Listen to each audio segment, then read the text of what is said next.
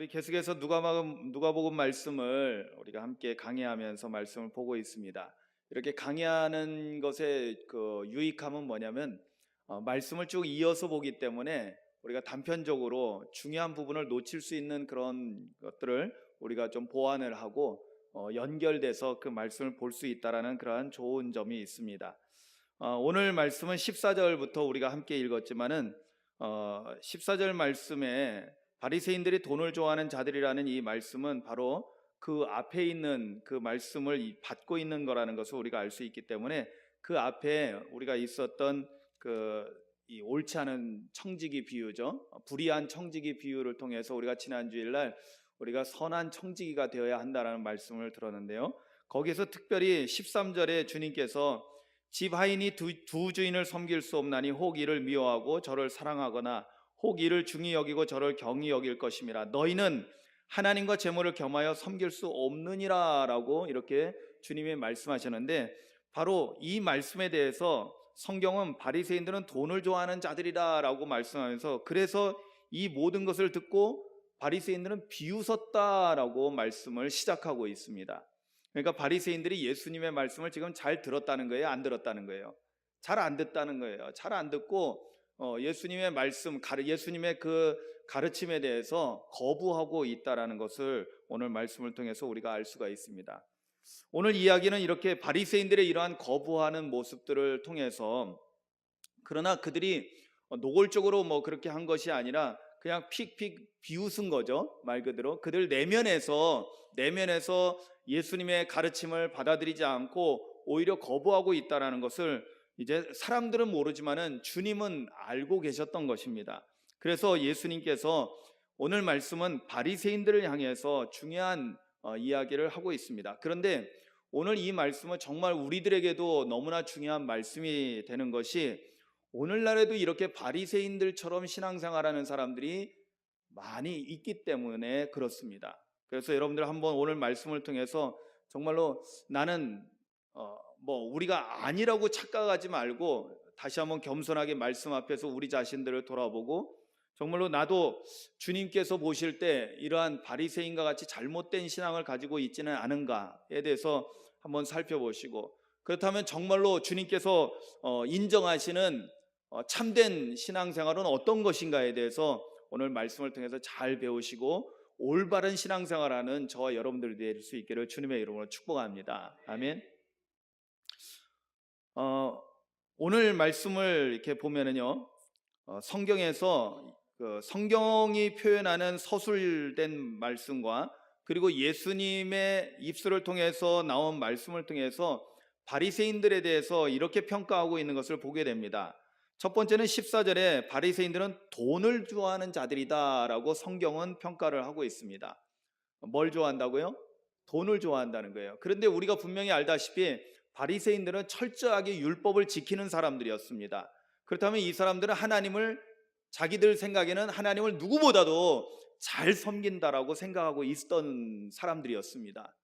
그러나 주님께서 보실 때는 이들은 돈을 좋아하기 때문에, 그러면 그 앞에 13절에서 말한 바에 의하면 이 사람들은 두 주인을 섬기고 있는 사람입니다. 예수님께서는 너희는 하나님과 재물을 겸하여 섬길 수 없다라고 말씀했는데, 주님께서 이 없다라는 이 표현은 그것은 안 된다라는 의미잖아요. 너희들이 하나님과 재물을 같이 섬겨서는 안 된다라는 뜻입니다. 그렇게 해서는 안 된다라는 뜻으로 말씀하고 있는데, 바리새인은 바로 그런 일을 하고 있는, 하나님을 섬기면서 또 돈을 섬기고 있는 사람이라고 판명이 나고 있는 것입니다.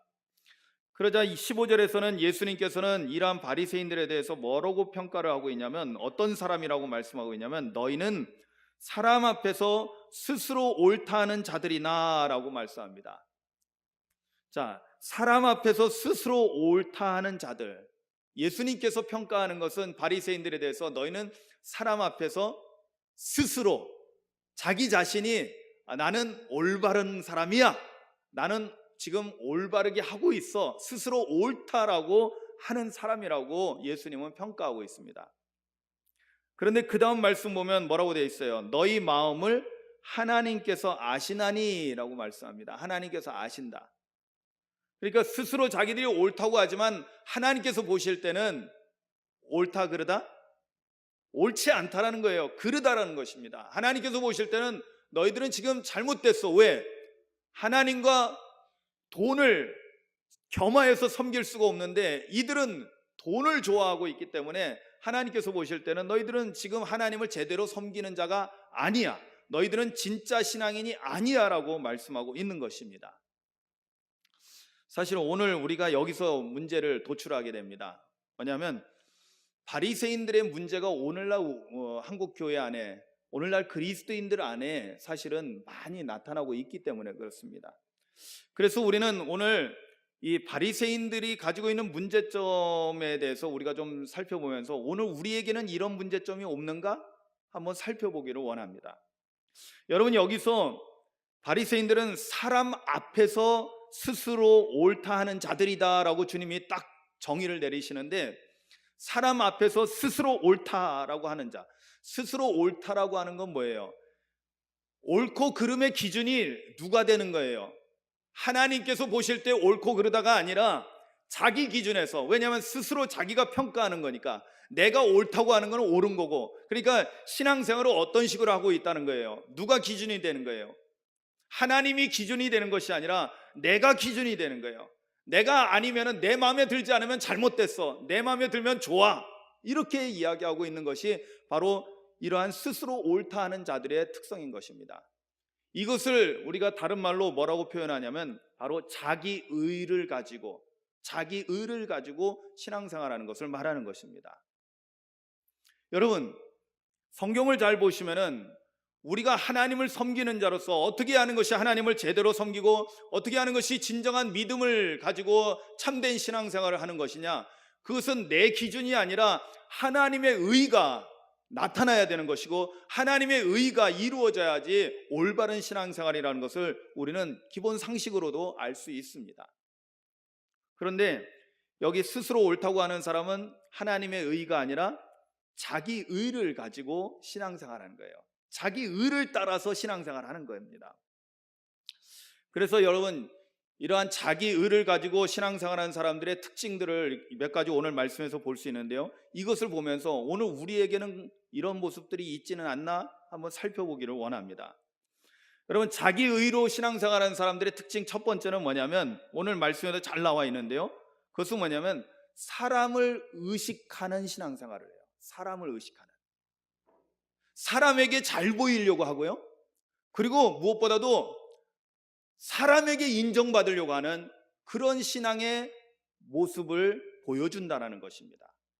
여러분, 오늘 말씀에 뭐라고 되어 있어요? 너희는 어디서요? 사람 앞에서 스스로 옳다 하는 자들이라고 말씀합니다. 사람 앞에서, 그러니까 하나님을 생각하는 것이 아니라 사람들에게 어떻게 보여지느냐, 그리고 사람들이 나를 어떻게 인정해 주느냐, 이것에 초점을 맞추고 있다는 것입니다. 이게 자기 의로 신앙생활하는 사람들의 특징인 거예요. 여러분, 누가복음 우리가 이미 보았지만 10장 29절에 보면은 그 바리새인들에 대한 또 다른 이야기가 나오는데 이렇게 말합니다. 그 사람이 자기를 옳게 보이려고 예수께 여짜오되 그러면 내 이웃이 누굽니까? 라고 이웃에 대해서 예수님께서 이제 이웃을 사랑하는 것에 대해서 선한 이웃에 대해서 말씀하실 때 그렇게 말할 때 뭐라고 말합니까? 자기를 옳게 보이려고, 그러니까 사람들에게 자기를 옳게 보이려고 하려고 그런 의도가 있었다라는 것입니다. 여러분, 마태복음 6장 5절에 보면 예수님께서 산상수훈을 말씀하시면서 이렇게 말씀하십니다. 또 너희는 기도할 때 외식하는 자와 같이 하지 말라. 그들은 누구예요? 외식하는 사람. 외식한다라는 것은 뭐냐면 위선자라는 거예요. 겉다르고 속다른 걸 말합니다. 그런데 이런 사람들은 어떻게 하냐면 사람에게 보이려고 회당과 큰 거리 어귀에 서서 기도하기를 좋아하느니라 라고 말합니다. 하나님께 보이려고 기도하는 게 아니라 사람에게 잘 보이려고, 내가 이렇게 기도 거룩하게 하는 사람이야, 내가 이렇게 잘하고 있어 라는 것을 사람들에게 보이려고 하는 의도로 하는 사람이라는 거예요. 이런 사람들은 어떤 사람이라고요? 성경의 표현으로는 외식하는 자, 오늘날 표현대로 하면 위선자라는 거예요. 위선자. 겉으로는 거룩해 보이지만 주님께서 그 중심을 보면, 마음을 보시면은 그 안에 시체 썩는 냄새가 나는 회칠한 무덤 같은 존재라는 것입니다. 그래서 마태복음 23장 5절에도 이와 같은 말씀을 하십니다. 그들의 모든 행위를 사람에게 보이고자 하나니, 여러분, 바리새인들이나 당시의 서기관들은 그들의 모든 행위를 하나님께 보여드리려고 하는 것이 아니라 사람에게 보이고자 그들이 행하는 일들이었다는 것입니다. 이처럼 자기의로 신앙생활하는 사람들의 가장 첫 번째 특징, 두드러지는 특징은 뭐냐면 하나님을 의식하기보다는 사람을 더 많이 의식한다는 것입니다. 그래서 사람들에게 잘 보이려고, 그리고 사람들에게 인정받으면 마치 자기가 잘하고 있는 것처럼 우쭐해지고. 그러나 여러분, 그 말씀에 뭐라고 말씀하고 있습니까? 너희는 사람 앞에서 스스로 옳다 하는 자들이나 너희 마음을 하나님께서 아신다라고 주님은 말씀하십니다. 그렇습니다. 하나님은 겉을 보시는 것이 아니라 그 사람의 중심을 보시기 때문에 그들이 바깥으로 어떤 일을 행했느냐, 이것이 중요한 것이 아니라 그들이 어떤 마음을 가지고 어떤 의도를 가지고 그런 일을 했느냐를 더 중요하게 보신다는 것입니다. 만약에 하나님은 안중에도 없고 사람에게 잘 보이려고 그런 일을 했다면 하나님께는 아무 유익이 없는 것입니다. 하나님께서는 절대로 인정하지 않는 일이라는 것입니다. 그래서 이 주님께서는 이 마음속에 그릇된 생각, 그릇된 의도를 가지고 사람들에게 보이려고 겉으로만 잘하는, 여러분, 오늘날 사실 많은 그리스도인들이 이런 부류 안에 있는 사람들을 많이 보게 됩니다. 겉으로 보면 화려합니다. 겉으로 보면 거룩해 보입니다. 겉으로 보면 경건해 보입니다. 그러나 그 안에는 온갖 시기와 질투와 악독으로 가득해 있는 것을 보게 됩니다. 저는 이 말씀을 준비하면서 최근에 제 자신의 내면을 들여다보게 됐습니다. 요즘 제 마음속에도 이런 것이 엿보이는 것 같아서 너무나 부끄러웠습니다. 이 말씀은 여러분들을 향한 말씀이기 전에 먼저 나를 향한 말씀이라는 것을 제가 많이 깨닫게 됐습니다. 목사라고 하면은 겉으로 볼 때 거룩해 보이죠. 거룩한 삶을 사는 것 같죠. 그러나 때로는 저도 제 마음속에 분노가 떠오를 때가 있고 속상할 때도 있고, 그리고 교만한 마음이 제 마음을 흔들 때가 있습니다. 어떻게 보면 내가 남들보다 더 열심히 하고 잘하고 있고 실력이 있다라는 생각을 하는 그러한 마음 속에서 벌써 이것이 하나님께 인정받으려고 하는 것이 아니라 사람들 앞에서 내가 남들보다 잘해라는 것을 드러내려고 하는 것이 아닌가, 이런 의도는 혹시 있지는 않았나라는 것을 돌아보게 되었습니다. 여러분들도 한번 살펴보시기 바랍니다. 여러분, 우리가 이렇게 말씀을 나눌 때 가장 큰 문제는 뭐냐면 다른 사람을 생각하지 말고 여러분들 자신을 돌아보라는 것입니다. 내 안에는 혹시 이런 것이 있지는 않나? 혹시 나도 사람들에게 잘 보이려고 겉으로 보여지는 것에 너무나 치중하고는 있지 않은가? 주님은 내 마음 상태를 아실 텐데, 내 마음의 의도가 어디에서부터 어떤 의도를 가지고 하는 것을 주님은 너무나 잘 알고 있는데, 그래서 마태복음 23장 25절에는 이렇게 말씀합니다. 주님께서 화 있을진저 외식하는 서기관들과 바리새인들이여, 잔과 대접의 겉은 깨끗이 하되 그 안에는 탐욕과 방탕으로 가득하게 하는도다. 여러분, 주님께서 오늘날 우리도 만약에 사람을 의식하고 사람에게 잘 보이려고 하고 사람에게 인정받으려고 하는 이러한 의도를 가지고 만약에 우리가 신앙생활을 한다면 우리 주님께서 바리새인들에게 하셨던 그러한 책망을 우리에게도 똑같이 하실 거라는 것을 깨닫기를 주님의 이름으로 축원합니다. 그리고 자기의로 신앙생활하는 사람들의 두 번째 특징은요, 그 다음에 이어서 나오는 겁니다. 사람들을 의식하고 사람들에게 잘 보이려고 잘 인정받으려고 하면은 필연적으로 그런 사람들의 그 내면에는 뭐가 있냐면요, 높아지는 것을 좋아하는 그런 특성을 갖습니다. 그래서 첫 번째, 사람을 의식하는 특성과 더불어서 높아지는 것을 좋아하는 그런 특성을 드러내게 됩니다. 여러분, 이 높아지는 걸 좋아한다는 것은 자기가 영광을 받는 걸 좋아하는 거예요. 사람들에게 칭송을 받고 칭찬받는 걸 좋아한다는 거예요. 마태복음 6장 2절에 그래서 예수님께서 이렇게 말씀하십니다. 그러므로 구제할 때 외식하는 자가, 계속해서 외식하는 자가 나오는데 이거는 위선자를 말하는 거죠. 외식하는 자가 사람에게서 영광을 받으려고 회당과 거리에서 하는 것 같이 너희 앞에 나팔을 불지 말라고 주님 말씀하십니다. 경고하시는 거예요. 사람들에게 잘 보이려고 하고 사람들에게 인정받으려고 하는 것은 뭐냐면 사람들에게 영광을 받으려고, 즉 자기가 사람들에게 높임을 받으려고 하는 그런 의도가 있다라는 것입니다. 오늘 15절 하반절에 보니까 이렇게 나옵니다. 너희 마음을 하나님께서 아시나니, 그 다음에 보면 사람 중에 높임을 받는 그것은 이미 아신 거예요. 사람들 앞에서 스스로 옳다 하는 자들은 사람들에게 높임을 받으려고 하는 그 의도가 있다라는 것입니다. 그런데 그것에 대해서 하나님은 뭐라고 말씀하신다고요? 하나님 앞에 미움을 받는 것이다. 여러분, 여기 성경은 그냥 하나님 앞에 미움받는 거다 이 정도로 나왔죠. 사실은 그 언어의 뜻을 보면은 그냥 미움받는 게 아니라 하나님께서 몹시 싫어하는, 아주 혐오스럽게 여기는, 여러분 그냥 조금 미워하고 이런 정도를 말한 게 아니에요. 도저히 견딜 수 없는, 하나님께서 절대로 내버려 두지 않는 상태가 뭐냐? 바로 높임을 받는 상태, 다른 말로 교만한 상태를 말하는 것입니다. 이들은 하나님을 의식하지 않기 때문에 자신의 행위가 하나님께 얼마나 가증스러운 일인지를 깨닫지 못하고 그 일을 행하는 것입니다. 여러분, 잠언서에 보면은 이 교만함에 대해서 많은 경고의 말씀들을 주고 있는데요. 잠언서 16장 5절에 무릇 마음이 교만한 자를 여호와께서 미워하시나니라는 말씀이 나옵니다. 여기서 또 미워한다는 말씀이 나오는데 이것도 마찬가지예요. 몹시 싫어한다는 거예요. 결코 그냥 내버려 두지 않는다는 거예요. 그래서 잠언 16장 18절에 가서는 교만은 패망의 선봉이다라고 해요. 교만한 것 때문에 하나님께서 그를 망하게 하신다는 것입니다. 그런데 하나님을 의식하지 않고 사람을 의식하는 신앙생활하는 사람들은 필연적으로 교만해집니다. 필연적으로.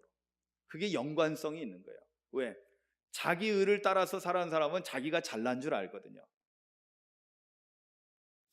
저는 지난번에 부흥회 갈 때 거의 전도사님이 연락이 왔어요. 목사님 그 주보에다 내고 뭐 순서지를 뭘 만들어야 되는데 목사님 저 이렇게 프로필을 뭐 양력을 조금 보내달라고.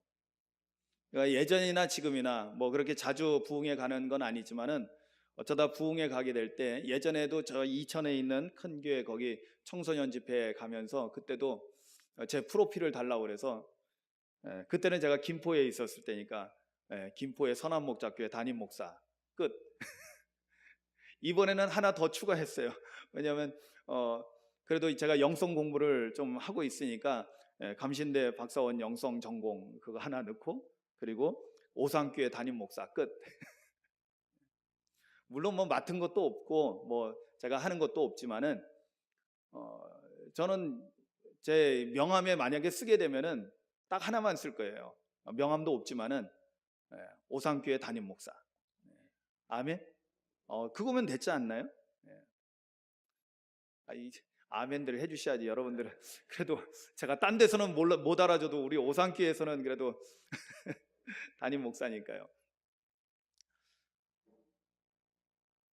물론 담임 목사라는 것 자체도 높아지려고 하는 것이 아닙니다. 제가 지난번에 요 앞에 우리 조정진 우리 돌아가신 우리 장로님 그 댁이 이 나무가 이게 한참 지나면 좀 우거지고 그래서 제가 이렇게 차를 다니다 보면은 긁힐 것 같다라는 느낌을 많이 받아요. 그래서 이렇게 삐져서 이렇게 오고 그래서 언제 한번 치워야 되겠다. 왜냐하면 거기 뭐 장로님이나 목사님들은 뭐 오기 어려울 거고 자녀분들이 권사님도 원래 이제 그 막내 권사님 이름으로 돼 있는데 그 권사님도 자주 오기 어려우니까, 그래서 우리 구흥모 간사랑 또 마침 우리 청년도 있고 그래서 같이 그걸 치우려고 정리를 하려고 했어요. 정리하고 있는데 차가 한 대 지나가더니 보니까 우리 홍남주 권사님이신데 바로 그 집 앞집이니까, 그러더니 나오셔서 막 그냥 목사님 들어가시라는 거예요. 그래서 왜 이게 제가 해야지 된다고. 왜냐면 처음엔 시켜놓고 가만 보니까 이게 쉽게 할 일이 아니거든요. 그래서 제가 내려가서 거기 탱자나무 가시도 있고 그래서 그거를 제가 정리를 하고 있으니까 우리 홍 권사님은 그냥 기겁을 하시는 거예요. 왜 목사님이 이런 일을 하시냐고. 도시교회에서는 도저히 상상할 수 없는 일이겠죠. 목사님이 작업복 입고 진흙탕에 빠져가면서 제일 힘들고 어려운 부분을 가실에 찔려가면서 그러면서 이 나무를 정리하고 다 이렇게 정리를 했습니다. 저는 담임 목사가 뭐 하는 자인가라고 생각했을 때 그냥 우스개로 저는 우리 오산교회에서는 담임 목사이고 사찰 목사이고 때로는 청소부도 되고 때로는 운전수도 되고 뭐든지 될 수 있다라고 생각해요. 뭐든지 할 수 있다. 대단한 높은 자리가 아니라는 거죠. 그냥 여러분들이 사랑하기 때문에 존경해 주는 거지. 아멘? 제가 높아지려고 하는 의도는 전혀 없다라는 것입니다. 왜 그러냐? 저도 한때는 저 잘난 맛에 살았던 사람이거든요. 그리고 사실은 그게 저한테 세상에서 살아가는 데 있어서 굉장히 어떤 큰 힘이 되기도 했었어요. 왜? 내가 남들보다 잘할 수 있다라는 그러한 강한 자신감, 그것은 세상에서는 좀 필요했거든요. 그래서 어렸을 때부터 제가 사회생활을 했기 때문에 그 어려운 정글 같은 세상에서 살아남기 위해서 그런 마인드를 가지고 그렇게 살아왔던 제 자신을 보게 됩니다. 그런데 그때는 하나님 없이 살려고 했기 때문에 내가 그렇게 살 수밖에 없었어요. 그런데 하나님을 만나고 하나님의 은혜 가운데 돌아와서 교회로 돌아왔을 때는 그럴 필요가 없게 되었다는 사실을 깨닫게 됩니다. 아멘. 왜? 내게는 전능하신 하나님이 계시기 때문에. 할렐루야. 전능하신 하나님을 발견하고 나서는 내가 뭐가 잘났다라고 도저히 말할 수가 없는 거예요. 하나님 앞에서. 특히 제가 목회를 하면서 하면 할수록 깨닫게 되는 것이 뭐냐? 내 힘으로 할 수 있는 건 전혀 없다라는 것을 깨닫게 됩니다. 아멘. 하나님께서 허락하시지 않으면, 하나님께서 내게 능력 주시지 않으면 나는 아무것도 할 수 없는 존재라는 것을 깨닫게 되고 그렇게 고백하게 됩니다. 그런데 자기 의를 가지고 신앙생활하는 사람들은요, 여전히 자기가 잘하는 줄 알아요. 자기가 잘하는 줄 아니까 자기가 높아지려고 하는데, 그래서 여러분, 제가 늘 말씀드리죠. 여러분, 교회에서 우리가 착각하는 게 있어요. 집사가 되고 권사가 되고 장로가 되고 그러면, 장로가 되면 평신도로서는 최고봉에 오른 줄 압니다. 그게 아니잖아요. 예전에 제가 그림 그려서 보여드렸던 기억하시죠, 우리 장로님들? 교회에서는 세상의 구조하고는 달라야 된다고, 세상 풍조를 따라서는 안 된다라고. 왜냐하면 주님께서 그렇게 말씀하셨고 주님께서 몸소 실천하셨기 때문에. 그래서 세상의 구조는 밑에 맨 밑바닥에 보면 말단 직원들이 있고, 그 다음에 뭐 대리가 있고, 그 다음에 과장이 있고 부장이 있고 이렇게 올라갑니다. 그러면서 피라밋 구조가 되는 거죠. 피라밋 구조가. 그러나 교회에서는 그래서는 안 된다는 거죠. 교회에서는 제일 처음 오는 사람들이, 아무것도 모르는 처음 온 사람들이 제일 위에서 섬김을 받는 사람이 됩니다. 집사님이 되면 밑에 내려와서 섬기는 자가 돼야 돼요. 권사님이 되면 더 내려오셔서 더 섬기는 자가 되고, 장로님이 되면 맨 밑에 내려오셔서 모든 교인들을 섬기는 자가 돼요. 억울할 거 없어요. 그 밑에 누가 있느냐? 담임 목사님이 있는 거예요. 저도 억울할 게 없어요. 왜? 내 밑에는 예수님이 우리 모두를 받들어 섬기고 있거든요. 십자가에서 죽기까지 자신의 생명을 내어주시면서까지 우리를 섬기고 있거든요. 그래서 교회의 구조는 역삼각형이라고 했죠. 여러분, 미술을 공부한 사람들은 기본적으로, 우리가 뭐 초등학교, 뭐 중학교, 고등학교 때 미술 공부하면서 여러분 보면 삼각형 구도는 가장 안정된 구조라고 합니다. 근데 보는 관점에 따라서 그래요. 땅에서 볼 때는 이렇게 피라밋 구조, 삼각형 구조가, 세상 구조가 안정돼 보입니다. 그러나 하나님 나라의 관점에서 보면 어떻습니까? 역삼각형 구조가 영적으로는 안정된 구조인 겁니다. 그런 교회가 하나님께서 기뻐하시는 교회가 되는 것입니다.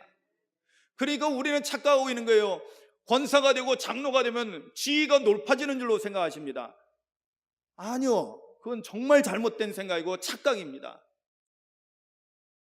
권사가 되고 장로가 되는 것은 더 낮아지고 더 섬기는 자가 되라는 거죠. 그래서 하나님께서 우리에게 더 많은 일을 맡겨주시는 것입니다. 그것도 감사하죠. 왜냐하면 하나님께서 인정해 주시는 거거든요. 할렐루야. 그러나 절대로 우리는 그게 높아진 걸로 착각하고 내가 높아졌네. 무슨 여러분 보세요. 무슨 장 맡아서 하는 사람들, 여러분 요즘 아주 탄식을 하는 일들이 많이 있습니다. 교계에서 보면은 요즘 뭐 목사님들의 잘못이죠. 목사님들이 잘못하니까 그것이 다 그 다음에 흘러가는 것입니다. 보면은 저는 우리 감리교회 감독제도에 대해서 아주 싫어하는 사람입니다. 왜냐하면 하나님께서 안 기뻐하시기 때문에. 그리고 뭐 모르겠어요. 타교단에서 뭐 무슨 총회장 뭐 하고 그러는데 감독회장, 감독, 여러분 이런 것들이 우리가 높아지려고 하는, 그리고 실제로 보여지고 있는 것이 뭐냐면 그 높은 자리에 올라가기 위해서 얼마나 싸우고 있는지 몰라요. 근데 우리가 싸움을 벌이고 있다는 그 안에는 벌써 사단이 역사하고 있다는 것을 우리가 영적으로 빨리 알아차려야 되는데 그것을 전혀 모르는 거예요. 그런데 중요한 사실은 이렇게 높아지려고 하는 것을 하나님께서 어떻게 하신다? 하나님께서 좋아하신다? 그냥 싫어하는 정도가 아니라 혐오스럽게 여긴다는 거야. 아주 그냥 도저히 견딜 수 없는 그런 것으로 여기신다는 거예요. 그러니까 하나님께서 그들을 엎어버리시는 거예요. 그리고 이렇게 높아지는 걸 좋아하는 사람들의 또 특징이 따르죠. 그것이 14절에 먼저 나왔던 바리새인들은 돈을 좋아하는 자들이라고 했는데요, 세 번째 자기 의로 생활하는 신앙생활하는 사람들의 특징은 높아지는 걸 좋아하고, 그런 사람들은 필연적으로 뭘 좋아하냐면 돈 좋아합니다. 함께 가는 거예요. 돈 좋아해요. 오늘날 한국교회가 지금 많이 망가지고 있는 것 중에 하나가 너무나 한국교회가 돈을 따라가고 있어요. 높아지려고 하는 이유, 큰 교회가 되려고 하는 이유 중에 하나가 뭐냐면 교회는 거기엔 돈이 따르기 때문에 그래요.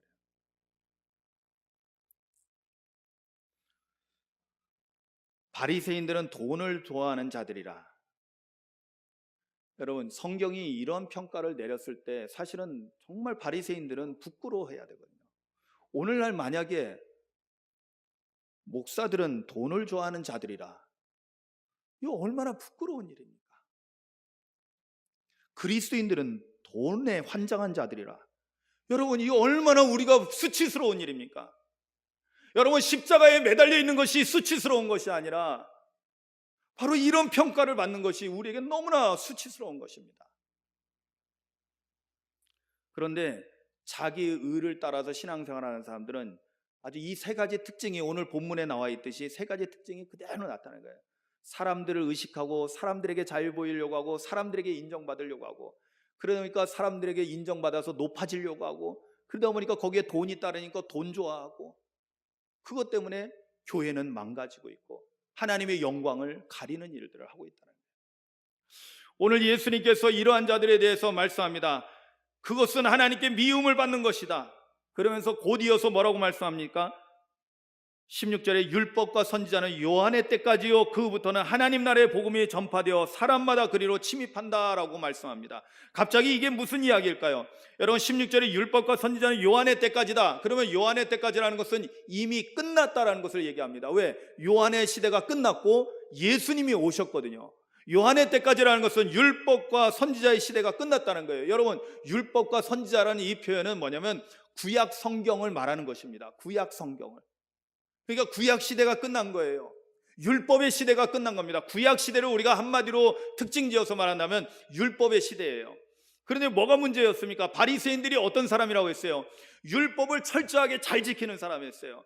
그런데 그들은 율법을 철저하게 잘 지키는 이유가 뭐였어요? 사람들에게 잘 보이려고, 사람들에게 인정받으려고 하는, 사람들을 의식하는 행위였다는 거예요. 그러니까 의도가 선한 의도가 아니었다는 거예요. 그러니까 여러분 율법이 나쁜 걸까요? 여러분 물어볼게요. 율법이 나쁜 거예요? 율법의 시대가 끝났으니까 율법은 다 없애버려야 돼요? 그러면 우리 구약 성경 다 없애야 되는 것입니다.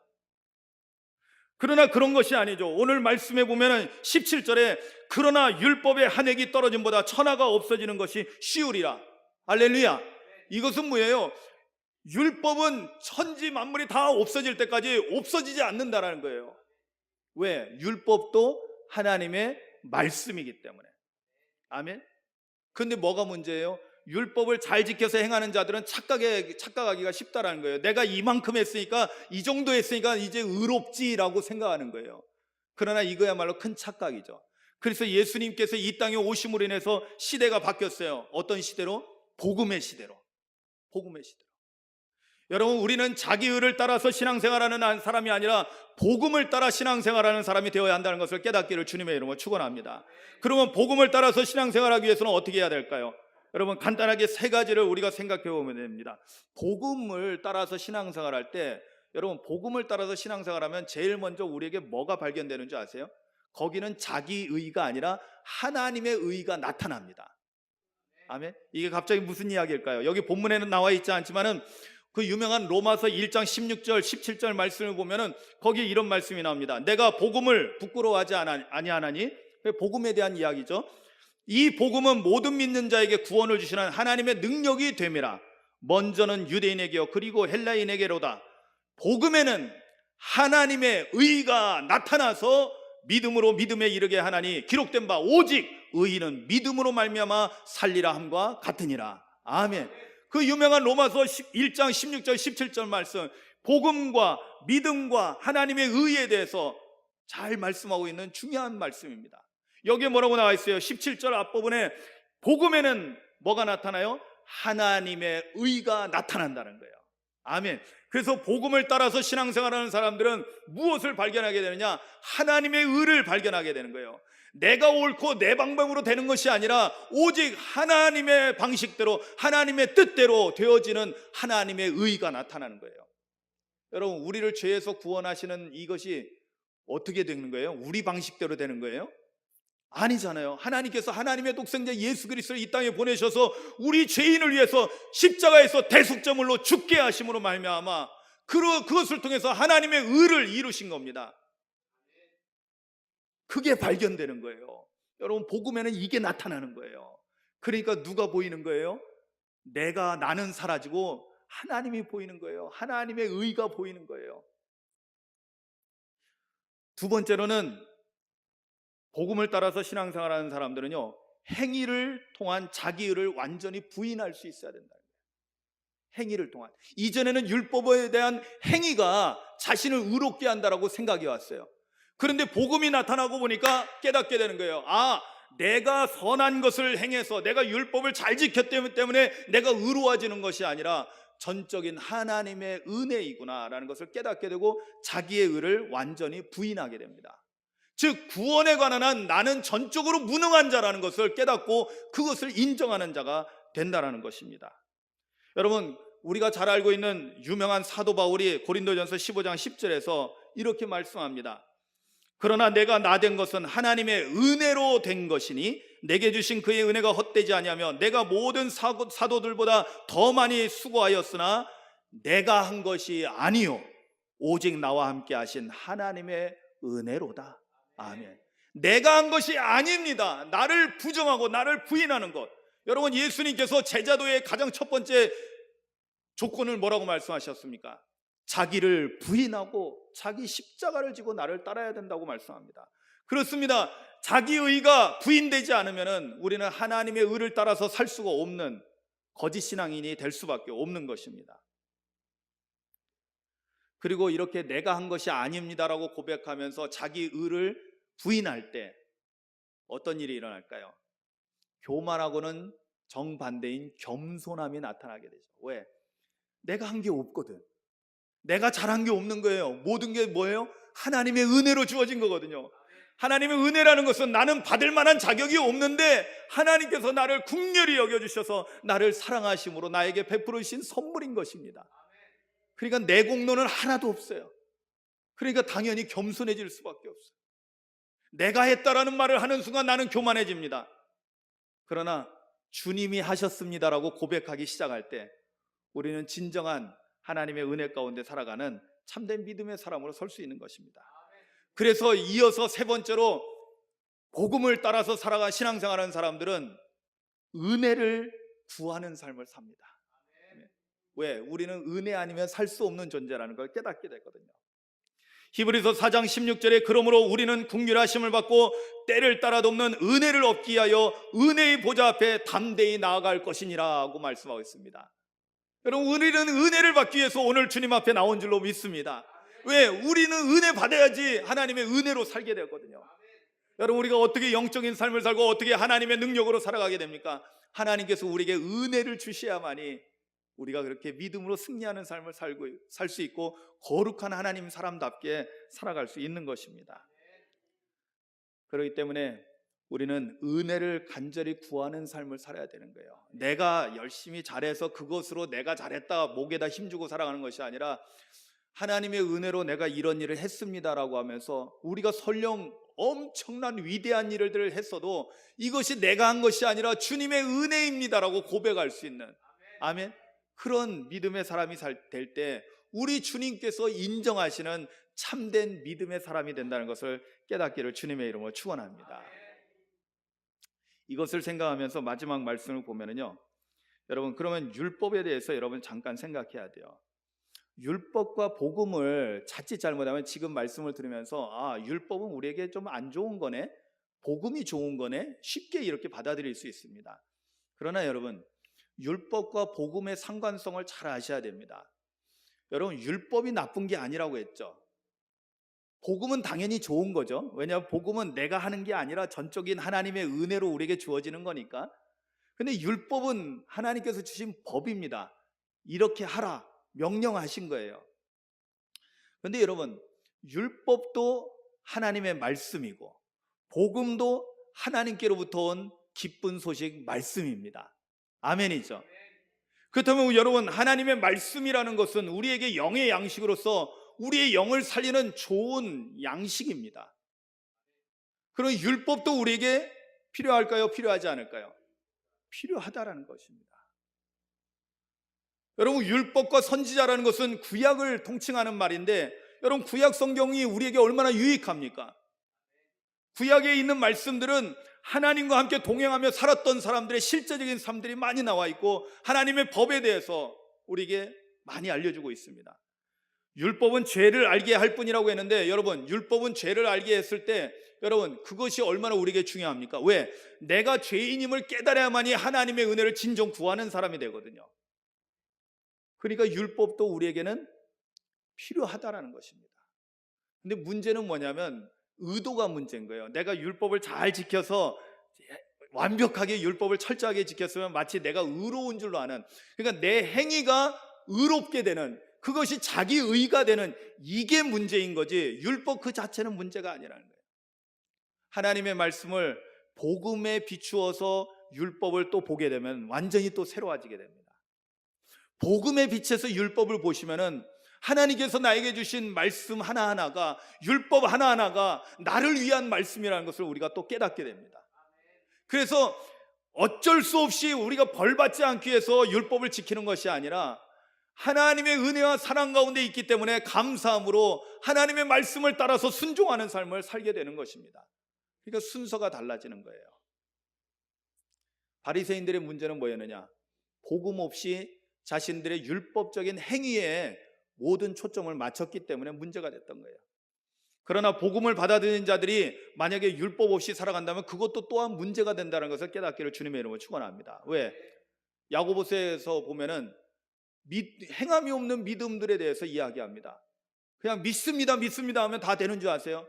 아니요. 그것이 진정한 믿음이 되기 위해서는, 진정한 믿음은 뭐냐면 우리가 하나님의 은혜 가운데 기꺼이 주님의 명령을 따르는 삶을 살아가는 것입니다. 십자가를 지고 가라고 하면 기쁨으로 십자가를 지고 가는 것입니다. 할렐루야. 왜? 나는 이미 복음을 받았기 때문에, 나는 이미 하나님의 놀라운 구원의 은총을 입었기 때문에 십자가를 지고 가는 것도 내게는 두려운 일이 되지 않기 때문입니다. 안식일을 거룩하게 지키라? 여러분, 이것도 문제가 되지 않습니다. 왜? 내가 받은 은혜는 천국을 받은 거기 때문에 이 세상의 물질이 그렇게 중요하지 않은 것입니다. 그래서 우리의 삶의 기준이 완전히 달라지는 것입니다. 오늘 성경은, 오늘 예수님은 율법도 영원히 이 땅에 우리가 이 세상이 존재하는, 이 세상이 종말을 이룰 때까지 율법의 말씀도 계속 있을 거라고 말씀하셨습니다. 그렇다면 이것도 분명히 우리에게 유익하기 때문에, 만약에 불필요하다면 이미 예수님께서 이 모든 것들을 완전히 제거하셨을 것입니다. 그러나 이것도 우리에게 필요하고 또한 저것도 필요하고, 율법과 복음을 잘 우리가 그것을 올바르게 사용할 때, 올바르게 받아들이고 올바르게 사용할 때 우리는 하나님께서 기뻐하시는 참된 믿음의 삶을 살아가게 된다는 것을 깨닫기를 주님의 이름으로 축원합니다. 여러분, 진정한 믿음이란 자기 의를 완전히 버리고 하나님의 의를 구하며 겸손히 하나님의 은혜를 구하는 삶에서 시작된다는 것을 깨닫기를 주님의 이름으로 축원합니다. 기도하시겠습니다. 여러분, 오늘 말씀을 좀 생각하십시오. 먼저 생각할 것은 성경이 바리새인들에 대해서 사람 앞에서 스스로 옳다 하는 자들이라고 했는데, 혹시 내게는 이러한 자기 의로 살아가는 그러한 잘못된 신앙의 모습이 있지는 않은가 살펴보시기 바랍니다.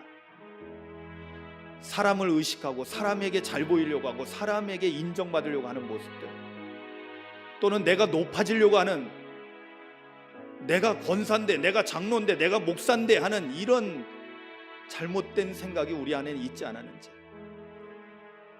그리고 혹시나 내가 하나님보다 돈을 더 좋아하고 있지는 않은지 여러분 살펴보십시오.